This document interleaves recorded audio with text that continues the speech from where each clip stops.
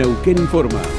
Noticias destacadas. El gobernador Orlando Figueroa participó en San Martín de los Andes de la apertura de sobres donde 2 empresas presentaron sus ofertas en la licitación para ampliar y remodelar el aeropuerto aviador Carlos Campos. Para nosotros es un día de muchísima alegría hoy, porque es un paso más que estamos concretando. Es fundamental desarrollar las vías de comunicación, por eso es fundamental hacer crecer este aeropuerto. Entonces son pasos muy importantes para la provincia y en donde también puedan participar muchas empresas. En las licitaciones de rutas también participan muchas empresas. Entonces, hacia ese lugar vamos, pero para eso nos necesitamos todos. Neuquén genera oportunidades que no se generan en otros lugares. Y entre todos hemos construido la neuquinidad. Más información en neuqueninforma.gov.ar.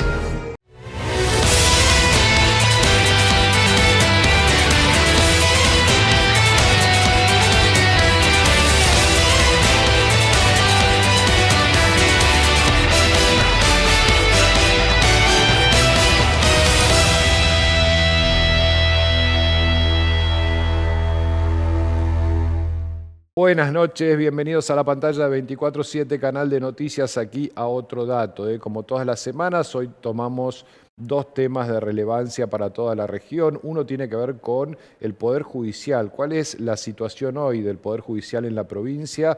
¿Qué pasa con la ley o el proyecto de ley de reiterancia? ¿Qué pasa con el proyecto de análisis toxicológicos para los 3 poderes del Estado? ¿Qué pasa con las reformas de los códigos procesal, civil y de familia? ¿Cómo se va ayornando el Poder Judicial a la realidad cada vez más exigente por parte de la ciudadanía? Y por supuesto la cuestión presupuestaria, que es un tema siempre presente en justamente el poder que administra la justicia en nuestra provincia. Para ello vamos a hablar con Germán Busamia, es vocal del Tribunal Superior de Justicia, y él nos va a contar su perspectiva de lo que está ocurriendo en este sentido. Y después vamos a hablar también con Fanny Mancilla. Ella es candidata a secretaria general del gremio ATEN.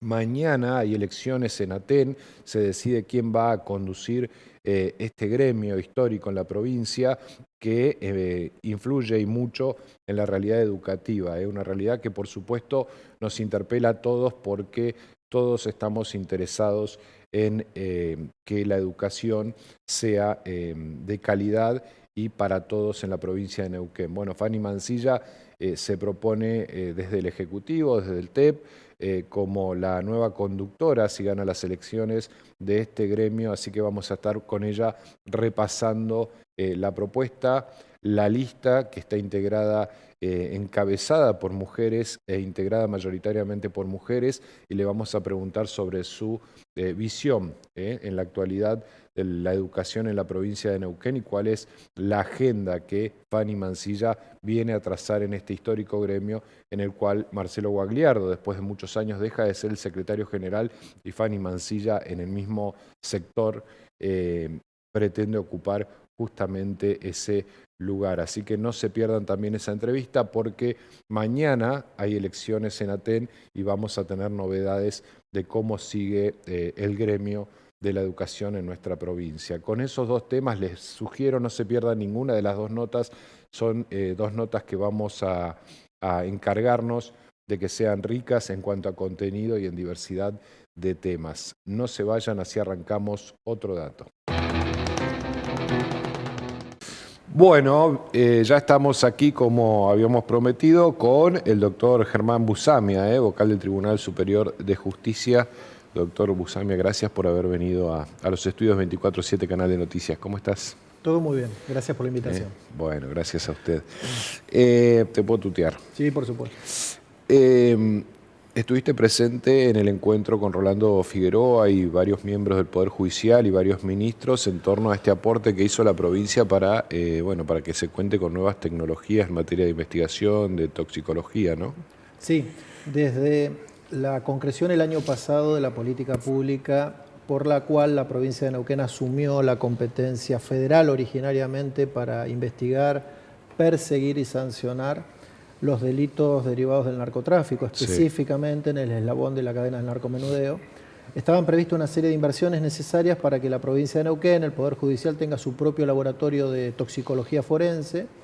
Se lograron aportes muy importantes de la provincia de Neuquén y Municipalidad de Neuquén para poder equipar ese laboratorio. Los aportes tienen como destino adquirir 2 cromatógrafos gaseosos, que son los aparatos que evalúan la materia que sea secuestrada en los procedimientos que haga policía con la conducción de la Fiscalía, y para poder evaluar qué tipo de sustancia se trata, el grado de pureza. Así que es muy importante ese refuerzo, considerando que el Poder Judicial, por el tema presupuestario vigente, no hubiera estado en condiciones de poder financiar por sí mismo ese equipamiento, y fundamentalmente porque se ha tratado de una iniciativa que ha unido a los 3 poderes del Estado, tanto el legislativo, el ejecutivo y el judicial, en esta temática. En términos presupuestarios, ¿qué le falta al Poder Judicial para ponerse? Porque siempre la corrió de atrás de alguna manera, ¿no? Y siempre necesitó el auxilio, o por lo menos los aportes del Ejecutivo. Hay una distorsión sostenida en los últimos 15 años, por lo menos, que impacta en los ingresos propios del Poder Judicial. Sí. Desde el año 92 el Poder Judicial está regido por una ley de autarquía financiera que dispone que el 18% de los ingresos nacionales por coparticipación federal deberían fluir al Poder Judicial, cosa que efectivamente ocurre, pero que con el paso del tiempo, la dimensión que ha tomado el Poder Judicial, los servicios que tiene, el costo de los servicios, ha hecho que ese 18% de coparticipación federal sea insuficiente, y eso ha marcado que gradualmente se tuvieran que ir acudiendo a estos aportes adicionales del Tesoro. Hay una tendencia creciente que observamos con preocupación. En los últimos años se ha pasado del aporte de contribución figurativa del Tesoro Provincial de un 20-24% a un 50%, como está exhibido en el presupuesto aprobado para este año 2025. Eso hace que tengamos como tema de agenda judicial abrir en algún momento institucionalmente oportuno una mesa de debate que ponga en crisis los gastos del Poder Judicial y los ingresos del Poder Judicial. Actualmente el Poder Judicial se nutre de un 50% de regalía, de coparticipación federal de impuestos, y el 50% adicional es aporte del Tesoro Provincial. Que la coparticipación ha bajado producto de la caída del consumo, ¿no? Hay una tendencia en estos 4 primeros meses del año 2025 de caída pronunciada de lo que viene percibiendo el Poder Judicial. Estamos notando en este mes de mayo, en las 2 primeras semanas que hemos monitoreado, una mejora en esa tendencia, pero los 4 primeros meses de este año 2025 se registra una clara baja en los recursos que percibe el Poder Judicial. De hecho, tenemos una baja casi sostenida de 14.000 millones, 12.000 millones, 10.000 millones y 8.000 millones en abril, cuando tenemos un estándar de gasto mensual del orden de los 20.000 millones de pesos para completar los 260.000 millones de pesos que tenemos de presupuesto anual.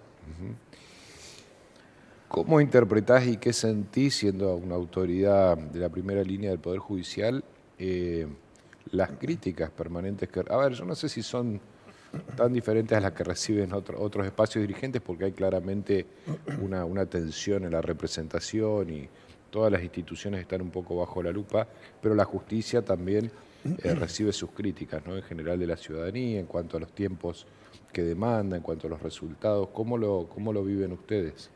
Es una preocupación, es un objetivo poder realizar acciones concretas para mejorar el servicio de justicia, para que la comunidad progresivamente vaya cambiando esa imagen que tiene del Poder Judicial. Somos el organismo público peor visto por la comunidad. La imagen negativa, el nivel de desconfianza, el descrédito es muy marcado, es superior al 80% de la comunidad no confía en el Poder Judicial. El último estudio es del año 2024 de Universidad de Itela y Fundación Fores, donde marca que hay muy mala nota de la comunidad en relación a la formación y la capacitación que tenemos al interior del Poder Judicial, la forma de selección de las personas que integramos el Poder Judicial, de la transparencia con la que tomamos nuestras decisiones, de la falta de motivación y de argumentación suficiente en las motivaciones. Estamos muy mal vistos en todos los aspectos posibles de la función judicial. Por eso siempre es un tema donde las medidas de política pública judicial que se piensan, se está apuntando a eso, a tratar de mostrar a la comunidad un cambio, donde el Poder Judicial no se mira hacia adentro, sino que el Poder Judicial se preocupa porque su servicio hacia la comunidad sea percibido de una mejor manera, y empezar a caminar un camino que entendemos que va a ser largo para poder revertir la mala imagen del Poder Judicial. Porque además lo que está muy comprendido también es que cuesta mucho que con buenas acciones aisladas la gente cambie la percepción que tiene, Claro. pero una mala acción, como las que estamos presenciando también estos días a nivel nacional, impacta absolutamente negativo en todos los poderes judiciales, porque los títulos y las percepciones que el Poder Judicial argentino, los poderes judiciales, todos los jueces, todos los funcionarios. Claro, queda toda la misma bolsa para la percepción ciudadana, digamos, ¿no? Por supuesto, eso es lo que se ve cuando se ve un juez o una jueza involucrado en algo que la sociedad percibe como ajeno a la función que espera, lo replica en forma inmediata en todas las personas que trabajan en el Poder Judicial. Entonces eso activa otro desafío, que es las personas que creen que hacen bien su trabajo en los poderes judiciales, tienen que hacer un esfuerzo por sostener su motivación, Claro. porque Para demostrar que no son todos lo mismo. Exactamente. Al llegarle ese mal concepto derivado de malas acciones de otros, también uno pone en crisis su propio esfuerzo diario para tratar de diferenciarse, para tratar de hacer distinto el trabajo. Están trabajando en el proceso de regionalización, que en realidad es una ley que sancionó la legislatura, una impronta que trajo el gobernador Figueroa, de empezar a atender específicamente cuestiones regionales. La justicia adhirió y está trabajando también en ese proceso, ¿no? Así es, tenemos muy avanzado el análisis de cómo podría acompañar el Poder Judicial con un rediseño de sus 5 circunscripciones judiciales actuales para tratar de acercarlas a las 7 regiones que han sido aprobadas propuestas por el Ejecutivo Provincial y aprobadas por la Legislatura Provincial también. Estamos notando algunas fortalezas y debilidades en la posibilidad de adherir en forma exacta a las regiones, pero en definitiva la regionalización lo que ha puesto sobre la mesa es una foto real, actual, de cuáles son los puntos más importantes en la provincia de Neuquén sobre distintas variables, o lo productivo, o lo de concentración demográfica, o lo de necesidad de servicios. Entonces, el Servicio de Justicia tiene que mirar muy atentamente esos indicadores. Lo que estamos definiendo al interior, y es un tema actual de política pública judicial de estos días, es cuál es el mejor esquema para que el Poder Judicial se pueda desplegar a nivel provincial. Seguramente vamos a replicar en el máximo posible este esquema de regionalización. Lo que tenemos que tener claro es que crear estructuras nuevas en el Poder Judicial también tiene que ser analizado muy atentamente por el impacto presupuestario, porque tal vez hay determinadas escalafones o categorías o niveles de presencia judicial que en algunos lugares no son necesarios por el tipo de servicio de justicia que se pide, por la frecuencia de acceso a ese tipo de servicios. En ese análisis estamos actualmente. Bueno, eso es sano, digo, ¿no? Porque muchas veces se crean estructuras y se dan por resuelto el problema, ¿no? Y después tenemos ministerios que no resuelven lo que tienen que resolver, pero son ministerios, digamos. No, por supuesto. Eso creo que en todo este contexto que estamos hablando de la exigencia ciudadana de un servicio de justicia distinto, la restricción presupuestaria, exige que cualquier diseño de política pública uno esté observando esto y no diseñe por el hecho de diseñar o no copie por el hecho de copiar, porque después uno tiene que rendir cuentas de qué es lo que decidió, qué se implementó, en cuánto contribuyó a la eficiencia del servicio de justicia, en cuánto impactó presupuestariamente. Pero nosotros estamos recibiendo hace bastante tiempo indicadores de que en la zona de influencia petrolera en la provincia de Neuquén, estamos hablando del corredor San Patricio del Chañar, Añelo, Rincón de los Sauces, hay un crecimiento demográfico superior al media provincial que duplica la media nacional, digamos. En el censo 2010-2020, en los indicadores que tuvimos en 2022, la media nacional estuvo en el 14 y tanto por ciento, Neuquén estuvo en el 28 y tanto por ciento, y esa zona estuvo por encima del 40% de crecimiento demográfico. Eso hace que el servicio de justicia en esa zona tenga que mirar muy atentamente que hay que redimensionar un servicio que tiene que absorber ese crecimiento de demanda de servicio de justicia. Claro, y la sociedad crece con todo, también con crecimiento del delito, y además mucha gente viene con la expectativa económica, ¿no? Los buenos y los malos, digo bien. Exacto. Nosotros siempre en los medios escuchamos temas de delito, temas de derecho penal, Ministerio Público Fiscal, temas de familia. La verdad que estos dos grupos de temas no son lo más significativo que procesa y el servicio que se le reclama al Poder Judicial. Lo más significativo es fuero laboral, es fuero civil, es fuero de violencia familiar de alguna manera. Entonces, nosotros tenemos que tener una evaluación muy clara de cuál es la realidad de cada zona. Cada zona en la provincia de Neuquén tiene características propias. El servicio de justicia que se tenga que desplegar es también distinto en cada zona según las condiciones. Hay zonas que tienen grandes extensiones territoriales, grandes distancias que no tienen servicio urbano de transporte. Claro. Por lo tanto, a las personas de esos lugares tratar de convocarlas a una oficina judicial que esté distante ya es un problema. Tenemos algunos problemas de conectividad que están en proceso de solución, También. pero el servicio de justicia está muy conectado, está yendo hacia la tecnología y si no tiene una base tecnológica de comunicaciones y de acceso a fibra óptica de calidad, es como un argumento que después la ciudadanía no lo percibe como una mejora. Y además estamos convencidos que cuanto más se va hacia la tecnología, más atención hay que prestarle a la puerta de atención humana, personalizada, directa, porque hay una gran cantidad de personas que no se siente incluida por las alternativas de servicio de justicia tecnológica. Claro.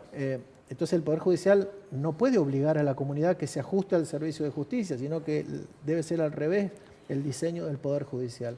Bien. Siempre hay que dejar previsto una vía de acceso a la justicia que sea directa, que sea personalizada, que sea un teléfono que alguien atienda, Claro, eso que está sea bueno. un correo electrónico que alguien conteste, que no esté todo automatizado, que seguramente gran parte de la necesidad del servicio de justicia podrá ser canalizada por los chatbots, por todos los agentes comunicacionales con aporte de inteligencia artificial, por todo lo que vamos viendo y nos sorprende, que simplifica y brindar información. Sí, claro, pero no acceso. todos entramos en forma directa y espontánea a ese lugar, ¿no?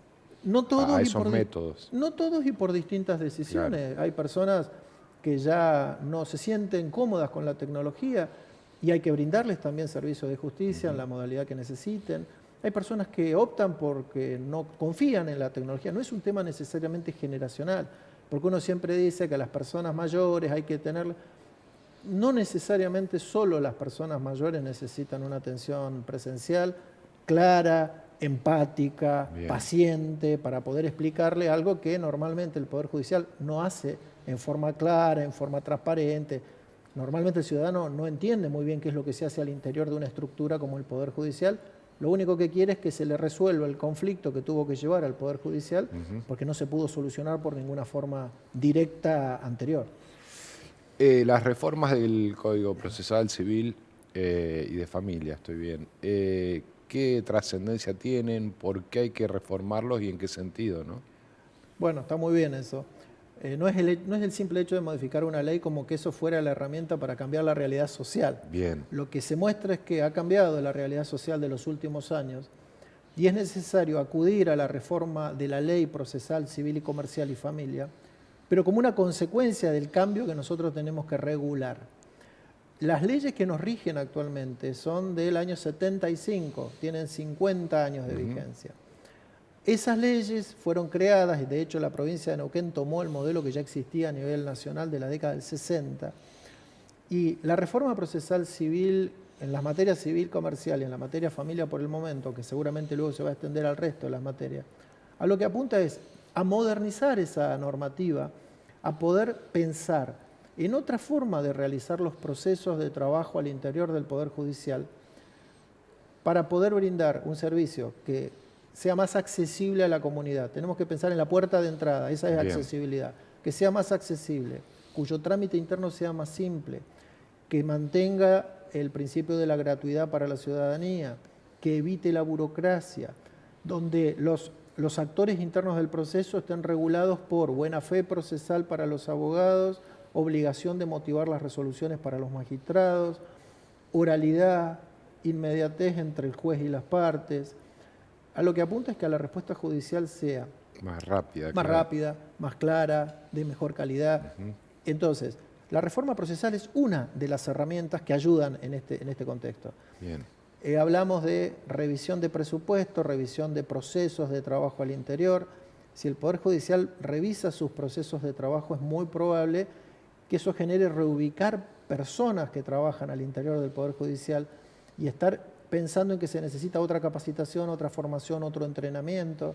Si el Poder Judicial pone a disposición de los empleados herramientas tecnológicas más complejas, necesita que se capaciten y se entrenen en el manejo de esas herramientas tecnológicas.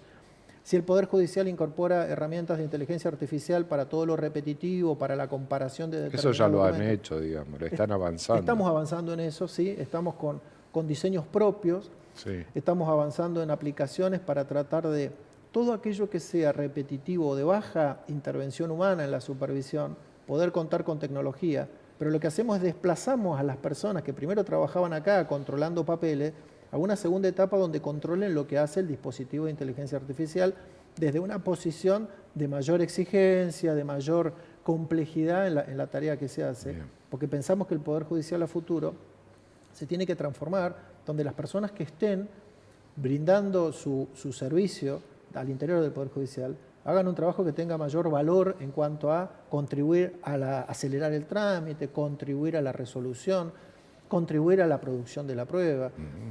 Hay como una idea generalizada de que la tecnología va a dejar sin trabajo a un grupo de personas.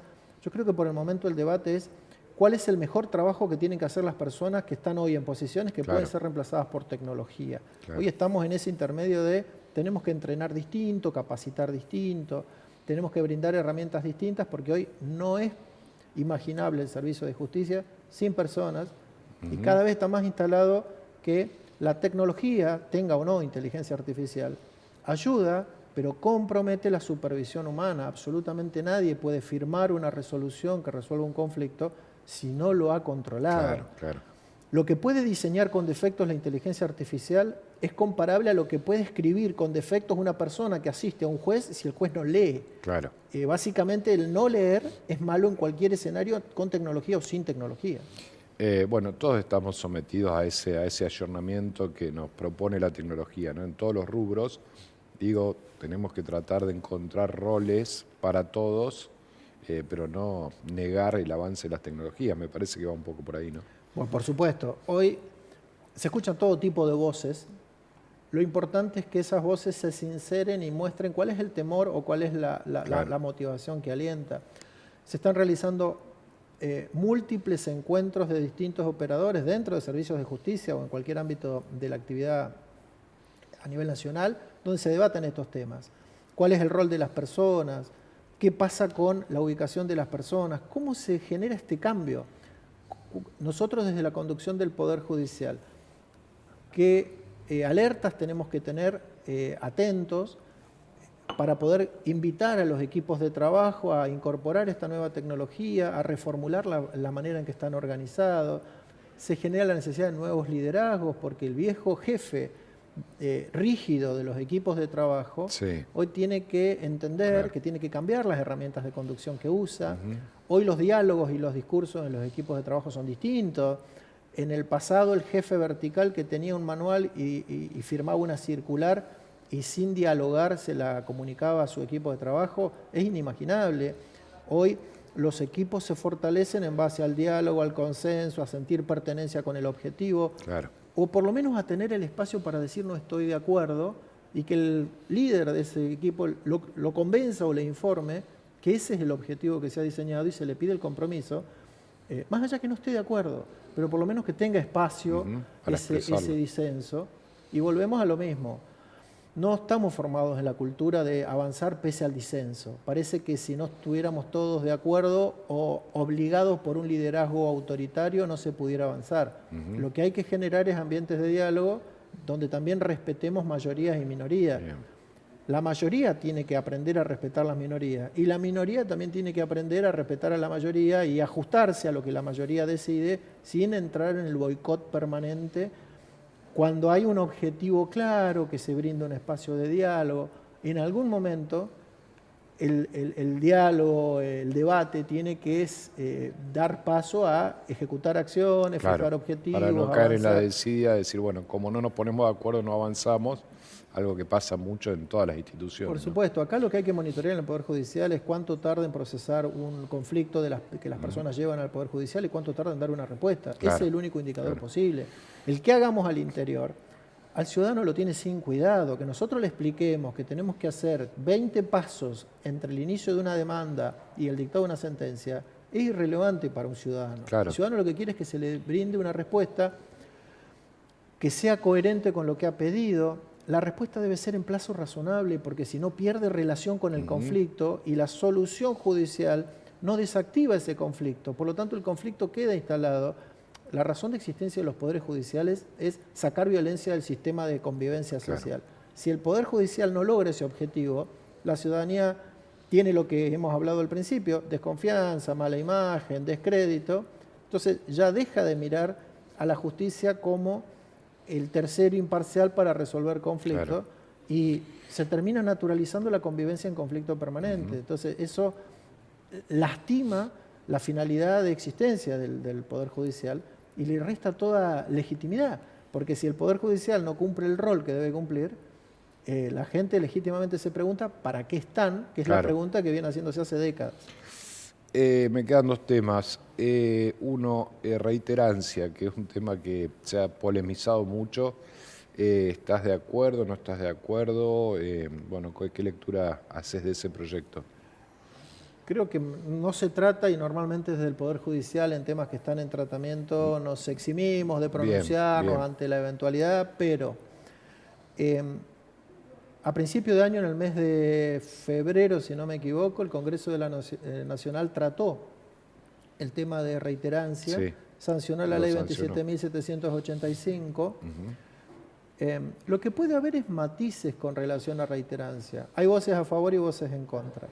Las voces a favor manifiestan que es una herramienta más que se le brinda al fiscal para que trate de convencer a un juez de garantía de la necesidad de adoptar una medida de restricción temporaria Sí. en una investigación, la prisión preventiva, Sí, y que es el juez de garantía el que debe valorar si están reunidas las condiciones para, en este caso puntual, en este proceso de investigación sobre esta persona, es conveniente o no adoptar una restricción de libertad como temporaria mientras se cumple el objetivo. Parece no haber discusión entre las distintas voces en los distintos extremos de que las finalidades de la prisión preventiva, que debe ser restrictiva, son evitar el peligro de fuga y resguardar la investigación. Normalmente los otros supuestos de prisión preventiva se terminan agrupando en estos en dos. uno de esos dos, En claro. estos dos. Neuquén tuvo experiencia. Neuquén, el Código Procesal Penal vigente, desde el 2014 tuvo una modificación en el año 2016. Los dos incisos originales que tiene son estos: entorpecimiento de la investigación y peligro de fuga. Se le incorporó un tercero, que tiene que ver con el temor fundado a la víctima o a su familia Bien. o a los testigos. En definitiva, también hubo voces en desacuerdo en ese momento, en el 2016, pero no se afectó el modo en que los jueces de garantía de la provincia de Neuquén deciden las prisiones preventivas. Para los jueces de garantía sigue siendo restrictiva y siguen evaluando los dos primeros incisos, digamos. En este caso, en la provincia de Neuquén, el proyecto de reiterancia, que creo que es de agosto del año pasado, propone incorporar un inciso cuarto. En lo metodológico, en la forma de presentación, tiene alguna diferencia comparado con la propuesta nacional que obtuvo sanción legislativa en el Congreso de la Nación. Pero entiendo que estamos hablando de lo mismo. Desde quienes los proponen, la reiterancia es una herramienta más en una política pública de seguridad para brindarle al Poder Judicial, en este caso a los ministerios públicos fiscales que llevan adelante el sistema acusatorio adversarial, Sí. para pedir una restricción de libertad de una persona por un plazo determinado mientras alcanza alguna medida de investigación. Acá se cruzan las voces negativas, donde dicen es innecesario, es infundado, viola el principio de inocencia. Pero bueno, quien modela todo, quien modera o quien equilibra todas estas voces es el juez de garantía cuando recibe una propuesta de prisión preventiva.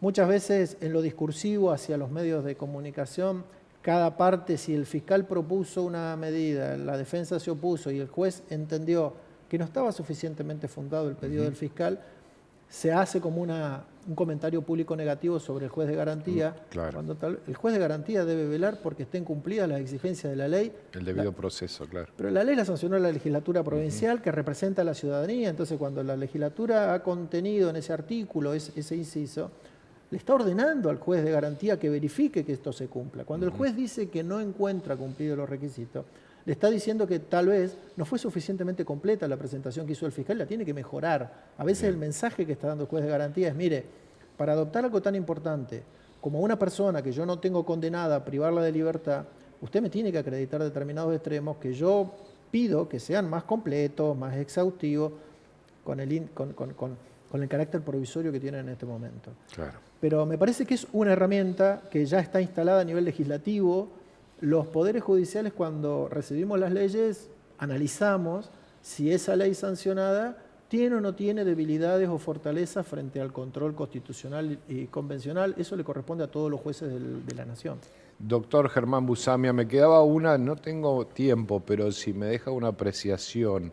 El proyecto de ley sobre controles de toxicología para los 3 poderes del Estado, ¿le parece atinado? ¿Le parece...? Bueno, si necesita tiempo, por supuesto, lo tiene. No le voy a pedir que me conteste algo tan serio en pocos segundos, ¿no? Me parece que son cuestiones que son más mensajes a la comunidad en tiempos de incertidumbre y donde la comunidad necesita modelos, ejemplos, pruebas de determinada calidad o condición de las personas que tienen a su cargo funciones públicas. Desde lo técnico, podría argumentar que me parece que tiene varias debilidades. Desde lo institucional, me parece que si está medido que la comunidad necesita esos indicadores de parte de qué tipo de funcionarios tiene, desde lo institucional o como imagen, estoy de acuerdo. Ahora, en lo técnico, tal vez tendría algunas cuestiones que tienen que ver con la privacidad, pero me parece que si uno percibe que la comunidad está necesitando esos mensajes, y estamos hablando del compromiso de la institución, de mejorar la imagen, transparencia, rendición de cuentas, me parece que es algo más que suma en esa línea, pero como un objetivo de mostrarle a la comunidad que empiece a reconstruir confianza en el Poder Judicial que tiene, que trata de trabajar para poder sacar violencia del sistema y mejorar la convivencia social. Doctor, le agradezco que haya venido a los estudios, que haya sido tan gentil como siempre y que no haya esquivado ningún tema. Realmente ha sido muy franco con nosotros y sobre todo con la audiencia. Muchas gracias. Muchas gracias por la invitación, un gusto. Gracias. Bueno, el doctor Germán Busamia, ustedes lo escuchaban, pasamos por todos lados revisando todo lo que tiene que ver con el Poder Judicial. Bueno, por supuesto en la voz de uno de sus protagonistas, un titular del Tribunal Superior de Justicia como el doctor Busamia. Vamos al corte, ya venimos con más otro dato.